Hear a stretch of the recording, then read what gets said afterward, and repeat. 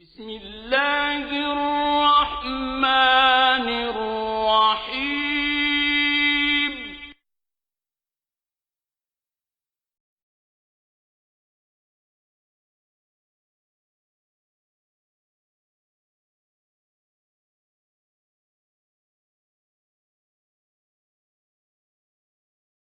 بسم الله الرحمن الرحيم إنه لقرآن كريم في كتاب مكنون لا يمسه إلا المطهرون تنزيل من رب العالمين بسم الله الرحمن الرحيم إنما يريد الله ليذهب عنكم الرجس أهل البيت ويطهركم تطهيرا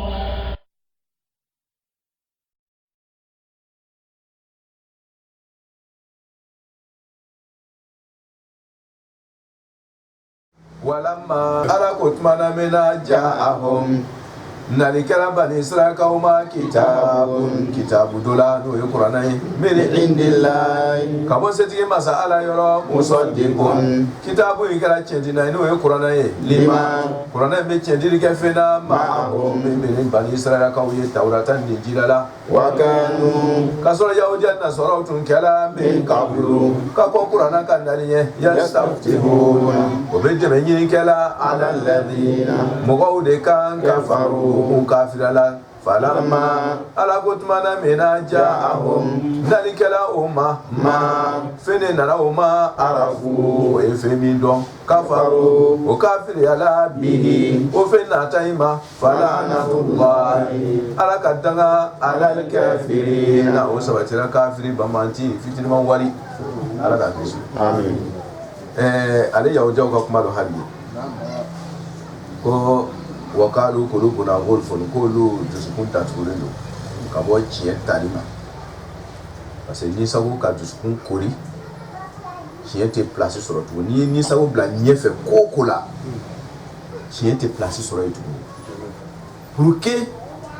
ala ka tiɲɛ ka don yɔrɔ sɔrɔ adamaden dusukun na fila wɛrɛ t'a la dɛ i k'i ni sago bari ka bila kɛrɛfɛ faut pas faire partie pris n'i bɛ fɛ ka tiɲɛ kɔni sɔrɔ tɔ imam Ali b'a fɔ ko ariful haqqa ta'rifu ahla ko i ka tiɲɛ dɔn i bɛ tiɲɛ tigiw dɔn o sababu la tiɲɛ tɛ dɔn mɔgɔ fɛ dɛ mɔgɔ de bɛ dɔn tiɲɛ fɛ tiɲɛ tɛ dɔn mɔgɔ fɛ n'i bɛ fɛ ka tiɲɛ sɔrɔ mɔgɔw de la i tɛ tiɲɛ sɔrɔ mɔgɔw la i bɛ mɔgɔw de sɔrɔ tiɲɛ fɛ tiɲɛ tɛ sɔrɔ mɔgɔw fɛ o tuma n'i ye tiɲɛ dɔn i bɛ tiɲɛtigi dɔn n'i ye tiɲɛ dɔn i bɛ tiɲɛtigi dɔn min ka tiɲɛ ta sisan i bɛ sɔrɔ k'o dɔn mais e bɛ fɛ ka tiɲɛ dɔn mɔgɔw de fɛ la mɔgɔw de bɛ dɔn tiɲɛ fɛ tiɲɛtigiw bɛ dɔn tiɲɛ de fɛ tiɲɛ tɛ dɔn tiɲɛtigi fɛ o tuma na ninnu ko cogo di ko k'olu bunna k'olu fɔ k'olu dusukun datugu parce que kuma in sigi bɛ o de kan kosɔn n bɛ taa ta yen ka taa i m'a ye kuranɛ kɔnɔ ko وأما من خاف مقام ربه ونهى النفس عن الهوى تهوى أنفسكم هوى كلهم ببالي نسبو وتمنا نمو de kuna jela naha nafsa anil hawa ni ki ni faraka wa jenyo ko madron tiebe place sur c'est ça tiebe sera sur ka do no te gardien tchejugu mimbe dusukuni tiye wode ni sawoyi faut le faire dégager fa do ba do nga jamanatigi do wala nga karamɔgɔ do ni sago ko kana lajɛ ko kare dɛ ni sago bila kɛrɛfɛ pa ni sago bila ɲɛfɛ dɔrɔn i t'a la ta i tugun ni fa bonya diɲɛ de warala i ni kan dɔrɔn ni min ma taa ni fa ta ye dɔrɔn i b'a bila kɛrɛfɛ ala ta de bɛ place ba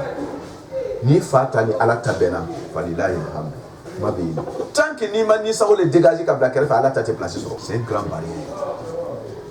ala dun bɛ wele fɔlɔ la tahwa anfusukum sakbantu ni ye ni sago ta dɔrɔn yɛrɛbaya kɔni non ale place sɔrɔ sisan ni yɛrɛbaya dɔn dɔrɔn ala ta tɛ ta tugun mara sonya bolo ma o tuma na ala ko to dangali ka usewu maka sababu yake o bana ala tamina ka ke ni sawu labato ala ko tora wala ndo ta flede ni sawu tun teke mo mera fo sawu tun tenya so wala ma ala ko tuma na ja'ahum nalikaro jaa ambe dirka fay suni play ko jaa be fon nali mi mani hadora tekiri an warada tekiri ata tekiri abiyan nali ata hadora warada jaa abiyan nala men nali subudu jaa ango tuma be alibe fon nali le man nali means nali be kala mami mati sigile be ka kono kwa be na adunna men na isiginte ka min nali kono no na o te jaa ai voilà il isigile ka min nali kono nana peut-être ya bise ka na ele kono hakrit ndala ni wati na me kon balo kwa be na me me wati mi préciser la kwa kanga no kono amana wati kono na balaka kon wati ye iza fuja ibe do ara o yoro to la o iza fuja iya do ja ala kaira ka foko ati sigmena nali me sisa kinte ati masisa jiji me ja akonte na yoro shifoni na ba sirimbe e foni nali kala mima fona sirimbe kan na fin kono ja abe utiliser otmana kuma kora ara ko chode walamma ja'ahum kutmanam nan nalikela bani israel kauma ko otun sirimbe ka kira nali kono ka qur'ana nali kono parce que oya yo ka tawrata kono ko kira benanna fa benasigi odu kurube fami fe atwa diro mo ka tawrata anoka linjira kono wula ka bo bani israel sayi keme wula keme yiri ka wula ka to ka kuru to ko yini kanike bigande ne la ofe we yara no sera yorom na no ka kuru bado e lo yini kan ni kuru to ko be di no ka fo no te do ba ko no yante weta parce afara ko kira yimi na bo o yoro le finalité wonna na se o ka yini kan ke o ka kuru to ko di do o ka o du ta yoro e ka ido ko ala an yoro mi ko ni o lu te yoro yini kan ke ra bansa o kun fe o nyaba ko na ko re o ko si amadina ke uka dugu mana sunya buruma adun fara ko kira bena bo yoron ni la olu fe sa bena bo olu zuriya dola kira mana na bo olu zuriya la ka kon kira nali yesisa parce que ni me kuma na nali ka olu sigire me ka nali mi kon olu nana sigi kwa yena alo bo olu la o tumbe kuma na wajuru kekela ole kuma go fara ko bakenu min qablu yastaftihu otun kela ka daira yinike istaftaha wazin istafala talabul istiftah yani talabul nasr otun menteme yinikela kafir nuka ko okaso we wajurike ayison no te kraba menana nana a ko be alay ko be ja la ni sonata ma dien la harabe be kitaya duna bora o ka kuma su be do fo nyuma ya la ka anyeshi ala kirama ka ira kafiru la no ma juba to dabla ka ira sako dabla okay wole istiftahu ya koro yere de bijiji mate parce que koro gore bala fasal kero go utibi ka foko koro gore bala na te boni ko ka yahudiya na so to mo buru jaka ala were ni kira toye ka so kira yere madaba ko ala mi derni ala kira toye ni anga kuntigi muhammad nabi kwa mi dirna toy ika kafiru nu keti ka kafiru nu keti mu te so tama uba la dirni ala kira yayi olu kafiru ka e bi ko ala bo tebe ko jawla ko istiftahu koro de we no te ka ala kira yere taka danga yini mo ka o te o tumbe ala kira ka kira yale ta ka so amana baye uba ka kira yale ta ko ke prévuye ka si kafir nunka ko ka so o tumo le ta o yere de menai kafir nunka ko ka so anu be kira yere ta ka ala wuri na yo ka mashibaji oluka o de menite hanas be tafsirula ça sort pas mana so yaguruma mu ya foko ateboni o ye kuma shama fo me ntife ga do mi se na me an kon balo mi ka guri kuma fly na be fam ameteme jona wala ma ala ko tuma na ja'ahum nalikela o mawtun sigire be ka min nali kono cho we fe mane no ma ja'ahum kitabun ko kitabu min mena dikira bay make fa kitabu nyona tey no e qur'anai o kumana o sigilen bɛ ka nin bɛɛ kɔnɔ a dun nana o ma fana mais kitabu nin kɛra nakira ye ja'ahum kitabun kitabu don nana o ma o tuma mun de b'a jira ko kuranɛ ye tunu parce que a kɛra nakira ye o ye tariki de ye kuranɛ tɛ fasa ni tariki lɔnniya t'i la histoire fo ka l'histoire lɔn n'o tɛ i tɛ kuranɛ faamu f'i ka usul lɔn usul fiki lɔn f'i ka usul din lɔn f'i ka manti lɔn ka naw lɔn ka balaga lɔn ninnu bɛɛ a bɛɛ n'a jɔyɔrɔ le kuranɛ kɔnɔ ni yɔrɔ dɔ k'i jɛ dɔrɔn i bɛ taa so yɔrɔ tɔrɔ a bɛ kale f'o ka ɲɛf'u ye de o tuma nin ye tariki kiti de ye o tuma k'a fɔ ninnu bɔra yɔrɔ wɛrɛ de ka na sigi ka kitabu in nali kɔnɔ o ye kitabu tɔgɔ min n'o sigilen bɛ k'a kɔnɔ kitabu dakamana a ka nakiratuya ko kitabu min olu b'a minɛ ka bila yɔrɔ yɔrɔ a tɛmɛna o bɛɛ kan o ye nakiratu bonda ye o tuma kitabu ba min n'o sigilen bɛ k'a nali kɔnɔ cɔ o dun tɛ dɔwɛrɛ ye alakira bɛ na ni kitabu min ye alakira bɛ na ni kitabu jumɛn de ye kuranɛ tɛ wa voilà o tuma kitabu na a bɛ fasa ni kuranɛ ye mais a bɛ ka sababuya kɛ ka histoire dɔn i ka ko min k'o se yɔrɔ in na bien wala ma ala ko tuma min na ja'ahum narikaraw ma kitabu la n'o ye kuranɛ belebele ye min indillahi ka bɔ Alahu Taala yɛrɛ jati yɔrɔ musaddiqun kuranɛ in fana a bɛ tiɲɛ dili de kɛ ismu fa'ilu don musaddiqun kuranɛ bɛ tiɲɛ dili kɛ sanga ni waati bɛɛ ni ma fɛna ma'ahum min bɛ n'o ye kuranɛ mana tawrata galon tigɛ kuranɛ mana linjila galon tigɛ kuranɛ nana kitabu kɔrɔ bɛɛ tiɲɛtigiya ni kuranɛ yɛrɛ tun ma kitabu kɔrɔ ninnu tiɲɛtigiya kitabu kɔrɔ ninnu ka tiɲɛtigiya yɛrɛ tun tɛ dɔn fana parce que olu yɛrɛ tun ye tawrata yɛlɛma foyi tun t'a yira ko tawrata tun ye ala kumakan ye tuguni ko linjila yɛrɛ ye ala kumakan ye tuguni kuranɛ kɛ k'a fɔ ko tawrata bɔra ala fɛ o de yɛrɛ y'a to an y'a dɔn ko tawrata tun ye ala kumakan ye ça veut dire que kuranɛ de kɛra tampon ye ka tawrata yɛrɛ ka originaliya yira ni kuranɛ tun b'a témoignage kɛ yavɛri an tun tɛ sɔn foyi ma tuguni donc kitabu kɔrɔ ninnu yɛrɛ ka dɔn k'o bɔra ala fɛ kuranɛ de nana a cɛtigiya o tuma ni fɛn min yɛrɛ nana valeur don ne ka fɛn na e kan k'o fɛn tɔgɔ minɛ de n'i ye hakilima ye e man ka kuranɛ kɛlɛ tuguni musaddiqun kuranɛ in kɛra tiɲɛdina ye n'i ma fɛn na ma'ahu min bɛ n'o ye ka kɔrɔ o ye fɛn o fɛn fɔ n'o ye tiɲɛ ye kuranɛ y'a bɛɛ témoignage kɛ k'a bɛɛ tiɲɛtigiya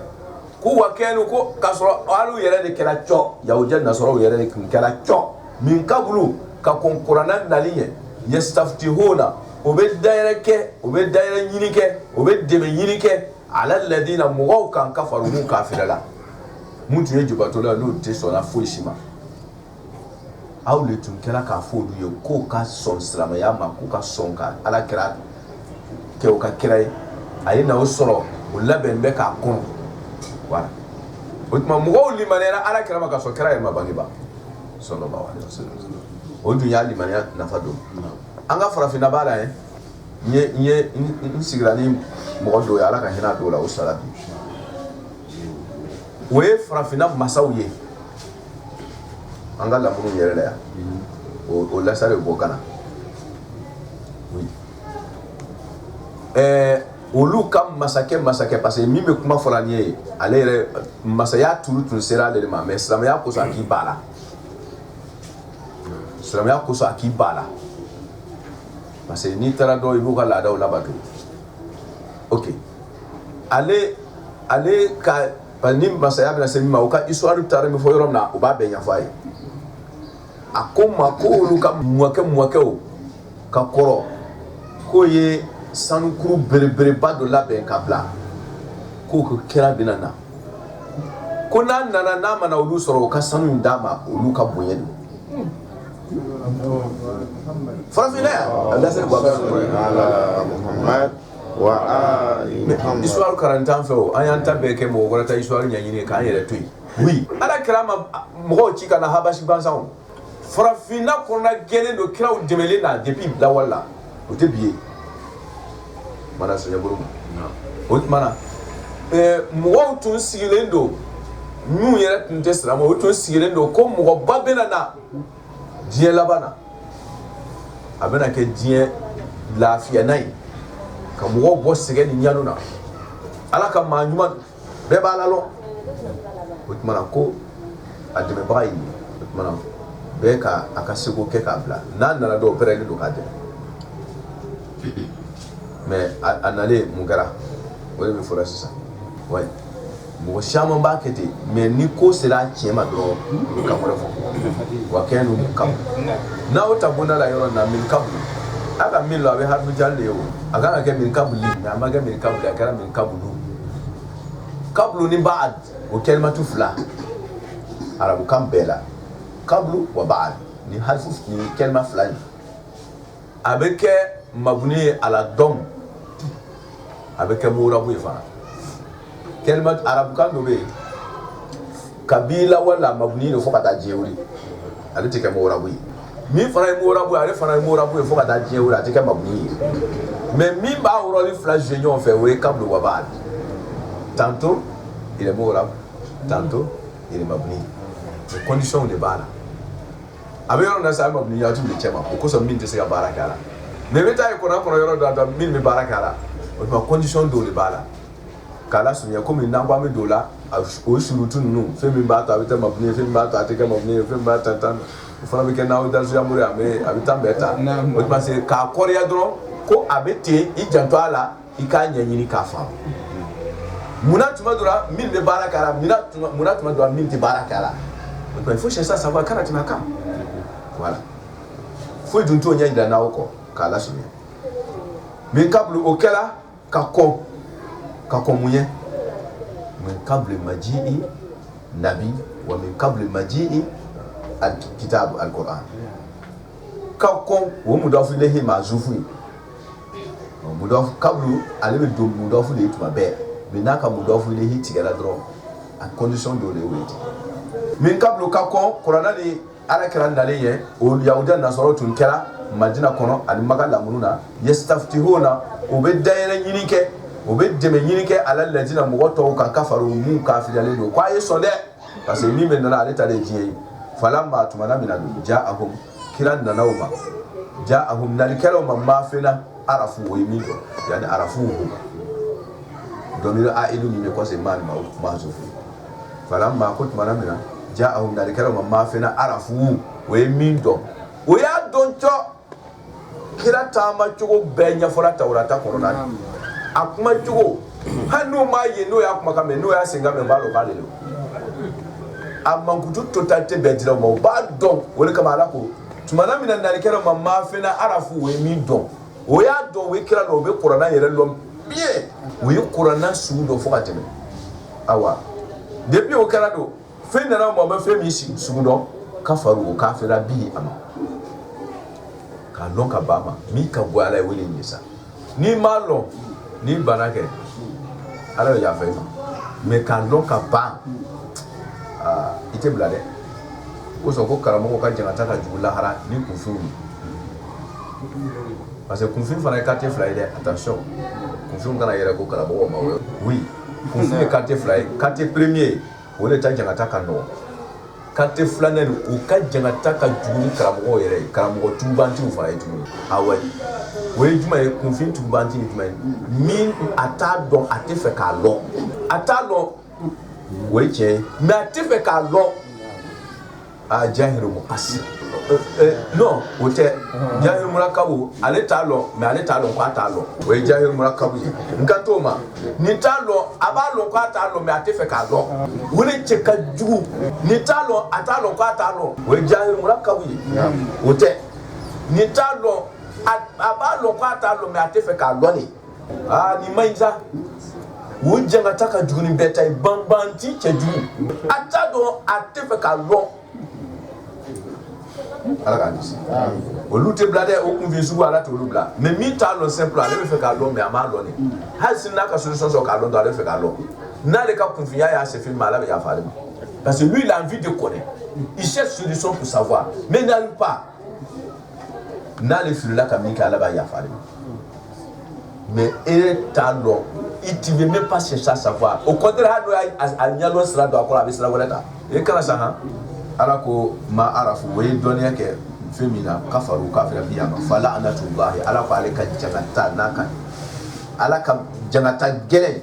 akadimi, alors que kafirina, ou kafirika, alors que c'est une kafir sous une chienne de balle. Bisama, alors que tu es du Bekara, fena, ishtaro, oui, ça dit que bihi féminin, en foussa, oui, ni vous fa le féminin. Il y a le sago. o ya la tabla ko yɛrɛ sago ta o tuma o ye sanni kɛ bi sama fɛn cɛ jugu yɛrɛ sitaraw o ye sanni kɛ bi fɛn min na an fusa o yɛrɛ kunna ala o y'o yɛrɛ falen fɛn min na cɛ jugu yɛrɛ fewu parce que tuma ti y'a falen an yakfuru n'o ye o ye jumɛn ye an yakfuru o ka kafiriya bima fɛn ma anzalallahu ala ta fɛn min jigin o ye kafiriya de san n'o yɛrɛ kun ye bagiyan ala ko bagiyan hasidiya kama mun de k'a to ka nin falen jugu in kɛ ka ala ta ka o yɛrɛ sago ta ka ala ta mun de kosɔn ala ko bagiyan hasidiya kosɔn yaada kosɔn an yunazila Allah hasidiya kosɔn an yunazila Allah ala ta'ala ka jigini kɛ min fadli a ka fisamatiya la ala man mɔgɔ ka yasha min ka ala diya min ibadi ka bɔ a ka jɔn wo hasidiya kosɔn c'est à dire mun kosɔn a dila kabila masina ma olu dun sigi tuma min na yɔrɔ na ma di olu de ma anw de ye dugudenw ye mun kosɔn limamiya tɛ di anw ma karamɔgɔkɛ ni dɔ wɛrɛ kalanna ka tɛmɛ kan n'o tilenna ka tɛmɛ kan kɛ diɲɛ bɛɛ y'a la ta ye a ye hinɛ ɲɔgɔn na an dun sigira yɔrɔ in na ale de kosɔn aw ye tawurata don kɛ ye aw ye linjila don kɛ ye aw na kun ye o de ye aw wɔsila ka kɔrɔ tiɲɛ don ninnu tun ye nin ye ninnu tun ye nin ye karamɔgɔkɛ n'ala y'a bɔ olu la o kuma caman tɛ yen o tuma na ala ta de bɛ lajɛ yɛrɛ sago a y'o bila kɛrɛfɛ hali n'i sigi tuma min na yan mana sunjɛ bolo ma n'ala ta nana ka ban yɛrɛ sago banna yen an yunazila ko o ala ko hasidiya de k'o bila kafiriya in na n'o tɛ dɔwɛrɛ tɛ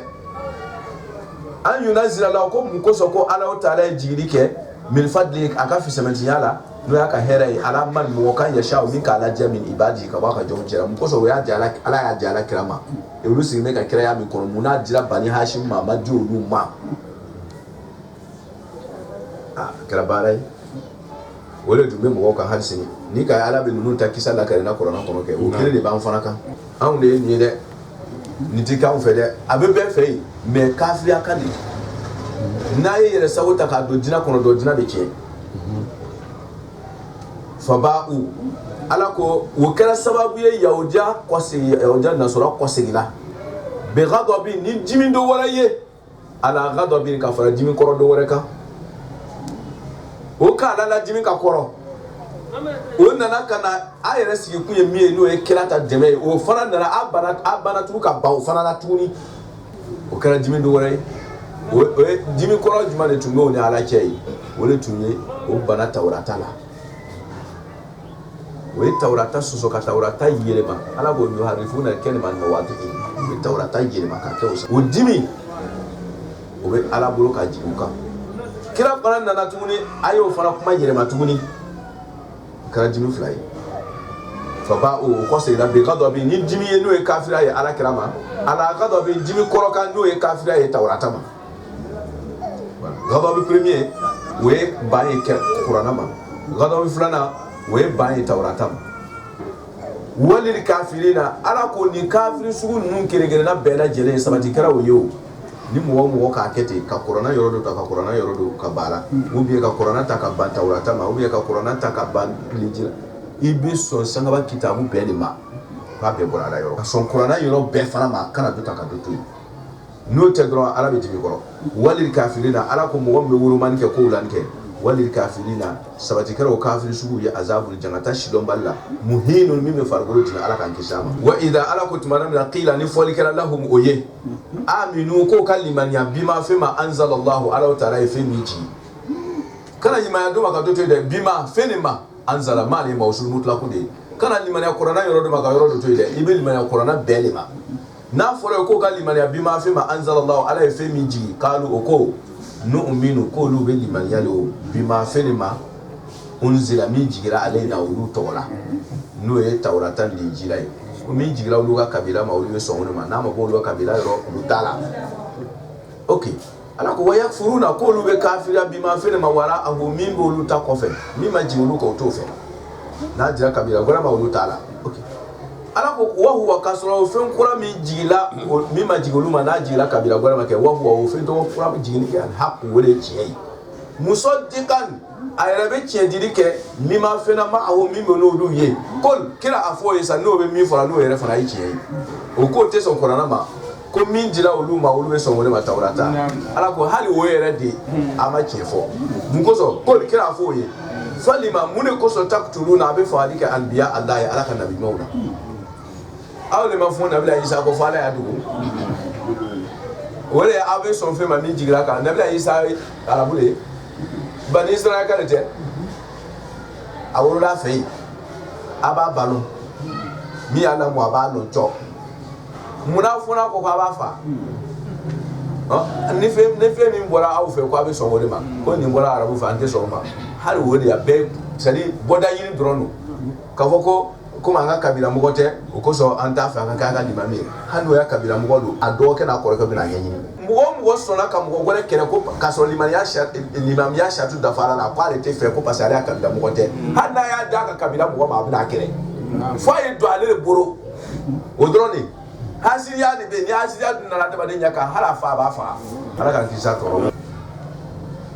o tumana wolomani dɔrɔn n'a daminɛna dɔrɔn i b'a miiri o b'a kɛ ten ko a bɛ ten ko a bɛ ten karamɔgɔkɛ a bɛ ten ten de yɛrɛ a bɛna solution fɛn o fɛn ɲini a tɛ ɲɛ sɔrɔ ala k'an kisi hasiriya ma o de sera ale na ko min jigira olu kan wa yakfuruna k'olu bɛ kafiriya bima fɛn ma wara ahɔ min b'olu ta kɔfɛ a banna wa huwal haqq ka sɔrɔ fɛn kura jigilen de ye tiɲɛ ye jɔ muso di kan ale de bɛ tiɲɛ di kɛ lima fɛn ma ahɔ min bɛ n'o ye k'olu kira fɔ ye n'a y'a sɔrɔ olu fɔra ni tiɲɛ don falima mun de kosɔn taqtuluna a bɛ fagali kɛ anbiya Allah ye ala ka nabi ɲumanw na sa nabi ɲuman caman kelen yɛrɛ tɛ an ka kira ba sallallahu alaihi wasallam a ka hadisa dɔ la ko Bani Israëlkaw tun bɛ nabi ɲuman 70 faga fajada fɛ et puis o bɛ ko ni duha tile sera o bɛ taa o ka lɔgɔ la ko ala b'o ka lɔgɔ ja ala ye masa mun ye ala diɲɛ mɔgɔ o de ye kiraw ye nabi ɲumanw ye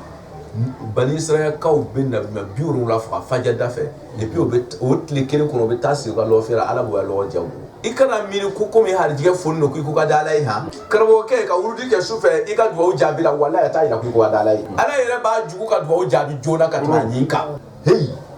ala bɛ mɔgɔ lajarabi n'a ka muɲu ye ala a bɛ mɔgɔ lajarabi n'a ka muɲu ye a bɛ muɲu kɔrɔ a bɛ k'i kɔrɔ k'a b'i fɛ silamɛya gbɛlen don komi tile a yɛrɛ gbɛlen bɛ ka tɛmɛ tile kan parce que Imam Ali ko ten o tuma na kana miiri ko parce que ko ala bɛ ko to ta la k'aw ko i ko ka d'a ye dɛ diɲɛ lajarabi so de ye hadisi kudusi ko ala ye diɲɛ da k'i kɔ don a bolo k'a k'a jugu sago ye n'ala ye diɲɛ la kana k'i kɔnɔ komi ala b'i fɛ a bɛ dɔw kɔnɔ ten n'o ko n ko dɔrɔn diɲɛ b'a fɔ ho an sɔnna wa a b'a de kɔnɔ kɛ o k'ale kɛ ala ka wali ye mɔgɔ ka girin kɔni tɛ dɛ waliw yɛrɛ bɛ yen dɔrɔn mɔgɔ bɛɛ tigɛli de b'a la mɔgɔ bɛɛ tigɛli de b'a la ale yɛrɛ fana t'a fɛ mɔgɔw k'a lɔn k'ale don waliw t'a fɛ diɲɛ na abada de ala ka mɔgɔw k'a lɔn k'ale ye wali ye ala ka faamuya ko ɲuman t'a ma o tuma na Bani Israëlkaw yaqtuluna anbiya Allah u bɛ nabi ɲuman caman de faga o tuma na n'o ye caman faga sɔgɔmada fɛ ala bɛ ban k'o ka lɔgɔfiyɛ ja lajarabiba kuranɛ bɛ wele fɔ sanastadrijuhum min haysu la ya'lamun sanastadrij idraju ye jumɛn a b'i layɛlɛ ka diɲɛ diya i la a b'i kɔnɔ ko ala b'i fɛ wa i halakitɔ de ten ni k'i ye i bɛ ala sɔsɔ la et puis diɲɛ bɛ diya i la dɔrɔn kɔrɔ ye ko ala banira i bɛ ala sɔsɔ la ka sɔrɔ a dun bɛ diya i la ka taga o kɔrɔ ye ko ala y'a kɔ de bolo ten o tuma n'i bɛ kasi sa voilà a bɛ kɛ dɔw kɔnɔ de ko ala b'o fɛ ala k'a ɲuman bɔ ala ko in tɛ dɔwɛrɛ ye dɛ a ko min k'o kɛ a banna kana miiri ka sɔrɔ ma kana miiri ka sijan sɔrɔ ma kana miiri ka kɛnɛya ma ko parce que e ka sijan sɔrɔ o b'a yira ko e ko ka da ala ye sijan sɔrɔ ko tɛ ko e tɛ bana na ko mɔgɔ tɔw bɛ bana cogo parce que e tɛ kojugu kɛra ka sɔrɔ ni kojugu kɛra komi e b'a miiri ko kojugu dɔrɔn bɛ mɔgɔ bana kojugu bɛ mɔgɔ bana o ye tiɲɛ ye kana miiri ko parce que e tɛ bana ko i ko ka da ala ye ka tɛmɛ banabagatɔ ninnu kan kana miiri ko komi fɛn b'i bolo ko fɛn tɛ mɔgɔ bolo ko le commande ala ye la ni si tɛ voilà o tuma na diɲɛ ye lajarabili so de ye ala bɛ k'i fɛ ka taa sɔrɔ foyi t'i bolo